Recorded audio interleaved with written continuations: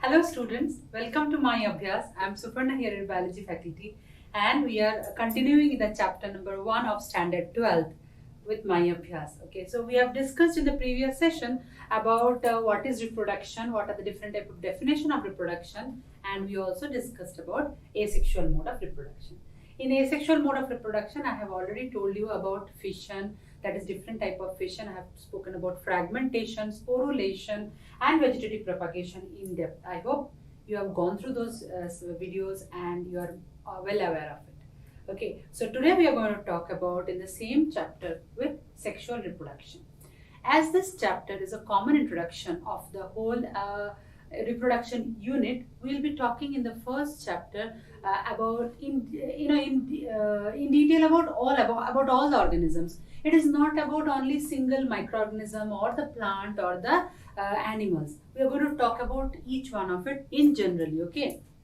So this is what I have showed you already before in the first session, that this is the planning of how the units are going to be divided and what are the marks which is allotted for that. Okay, so let us see what are the marks. As I told you, there will be only 5 marks which is allotted for this chapter, and we are going to get only one question from this chapter in NEET exam. Okay, so let us start where I have stopped from there. In the previous session, I have stopped telling about asexual reproduction and the different type of asexual reproduction. Also, I have spoken there about the significance of asexual reproduction. Do you remember what are the significance?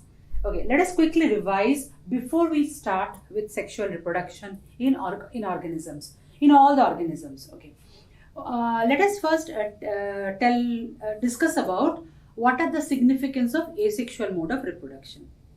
In case of asexual mode of reproduction, there is only one parent which is required. The offsprings are exactly similar as that of their parent. So we call those offspring as clones. Also, in case of asexual mode of reproduction, in less time, many copies or many organisms can be produced. So that is one of the good advantage, that in a lesser period of time we can get more amount of organisms. But only drawback with asexual mode of reproduction is we do not see any variation in them. Variation is very important to survive on the Earth's surface, and without variation the species may become extinct. So to avoid that, another mode of reproduction which is present on Earth's surface, and that is another type of reproduction, and that is called as sexual reproduction. Let us today understand about the sexual reproduction. What is sexual reproduction? In case of sexual reproduction, the first requirement is there are 2 parents which is involved in this process. Both the parents are going to produce gametes. What are gametes? What are gametes? Gametes are those cells which can combine together. These are also called as germ cells or sex cells. These are also called as germ cells, or they are also called as sex cells. These cells are actually going to fuse together to form a zygote. When the gamete, one gamete from one parent and another gamete from another parent fuses together, then there is a production of zygote. So there will be a formation of zygote in this case. This zygote will develop further to form a new organism. So if I wanted to tell you about the definition of sexual reproduction involves the formation and fusion. Sexual reproduction involves the formation and fusion of gametes. Remember this very carefully. Formation of gametes and fusion of gametes. These both events are very important when we talk about sexual reproduction. And these fusion of gametes will form, what it will form? It will form the zygote. And that zygote will give rise to a new organism. Got it, right? So, in sexual mode of reproduction, the first point is we need 2 parents, and both the parents are going to produce gamete. There is a gamete production, and next followed by there is a fusion of gamete. What happens if there is a fusion of the gamete? There will be a production of zygote, and that zygote in turn will form the new offspring. Okay, that will grow to form a new offspring. That is how the sexual reproduction happens. Now let us see the characteristics of sexual reproduction. two gametes can be produced by same individual or different individual. Now here there is a requirement of two gametes, right? So these two gametes can be produced by the same organism. In some plants and in some specific animals, we see that a plant or an animal can prepare both the gametes, both the male and female gametes by the same organism itself. That is those are called as mono. We'll talk about it. We'll talk about it in the further lesson. And these gametes can also be produced by two different individuals. Okay, so gametes need to be produced. Two gametes are required. One is male gamete, another one is female gamete. This male and female gamete can be produced by either a same organism or by two parents or two organisms. So sexual reproduction can be both. Remember this very carefully. Sexual reproduction can be uniparental. Uniparental means one organism is producing both the gamete, or it can be biparental. Most of the cases we see there are two organisms involved which are actually producing the gametes. So mostly it is biparental. Got it, right? Let us see the next point. What are the characteristics? Offspring produced are not identical to parents or amongst themselves. The offspring which is produced at the end of sexual reproduction, they are not the clone of their parent. I'm telling again, they are not the clone of their parent. They have some different characteristics compared to their parents. As in asexual reproduction, what we saw that they are actually exactly copies of their parent. But here we see that offspring produced are not identical to their parent, and they are also not identical amongst themselves. I'll give you a very easy example over here. For example, a puppy. There are 5 or 6 puppies are born from a mother dog.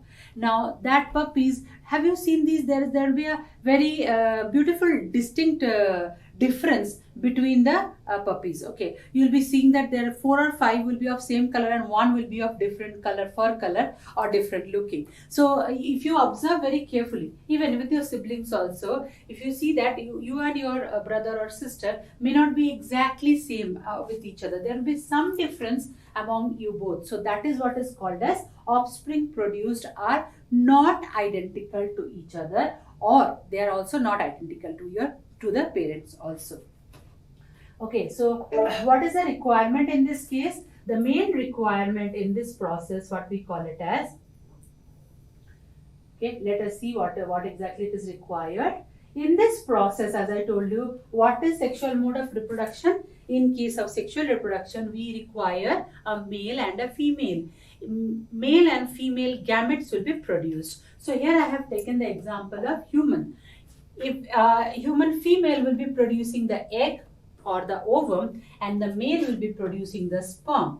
Okay, so these both are egg and the sperms are considered as gametes. Okay, these gametes, when they fuse during the fertilization process, what is the process? Fertilization process. When this male and female gametes fuse with each other, they form a zygote. What do they form? They form a zygote. And here the number of chromosomes, here I have mentioned the number of chromosomes.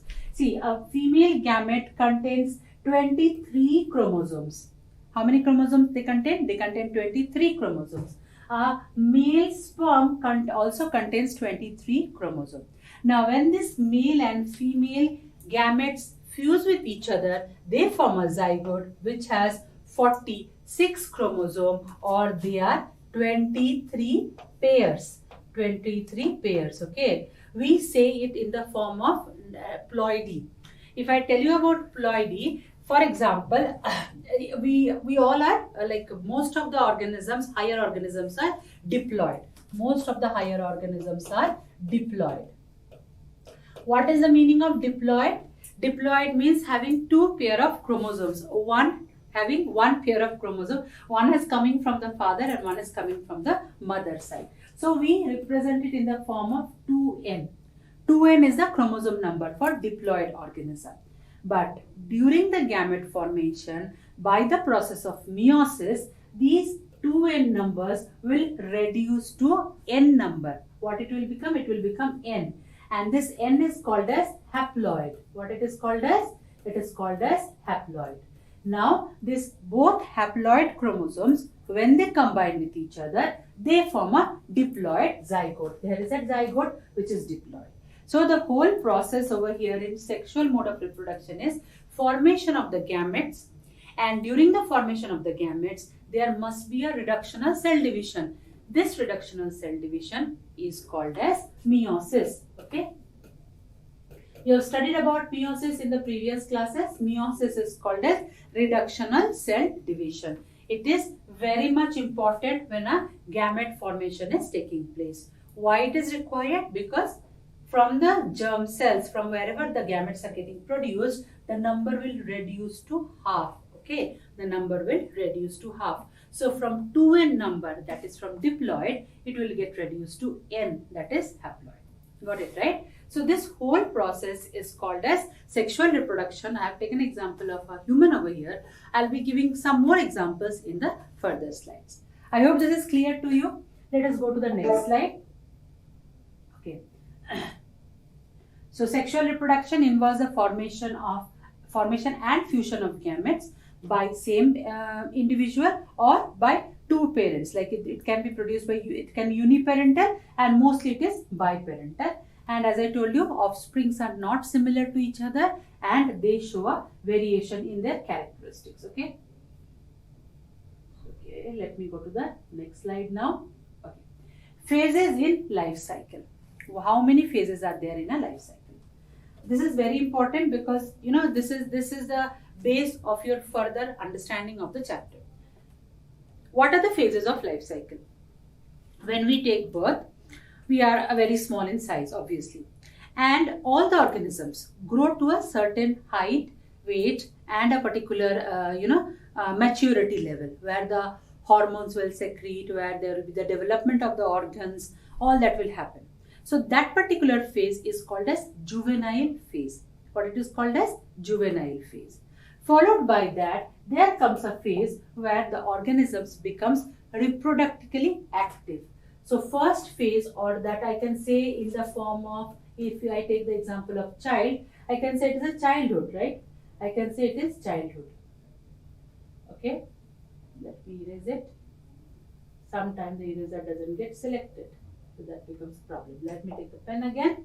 Okay, so we can call it as childhood or the young age of a person, young age or juvenile phase. Okay, what is juvenile phase? Juvenile phase is the young age of a person or of an organism. At this time, there is a birth and there is a growth. How much they will grow? Till they become a reproductively active, till the reproductive organs are mature. Okay. Next comes the second phase, that is called as reproductive phase. At this time, the organisms are actually active to reproduce. What they can do in this stage? They can reproduce. They can give birth to the young ones. They can produce flowers and seeds. They can also divide to form new organisms. Reproductive phase ends at certain period of time, and then comes sensing phase, or which is also called as old age, or what we call it as when we grow old and all our organs slowly deteriorates in their action, and that leads to death. So for all the organisms, the whole phase or whole life cycle is divided into three phases. What are the three phases? Juvenile phase, reproductive phase, and sensient phase. Okay, juvenile phase, the childhood, followed by reproductive phase when the organism is reproductively active, and the third phase, that is old age. Clear? Let us understand the photograph properly, what I have brought over here to you.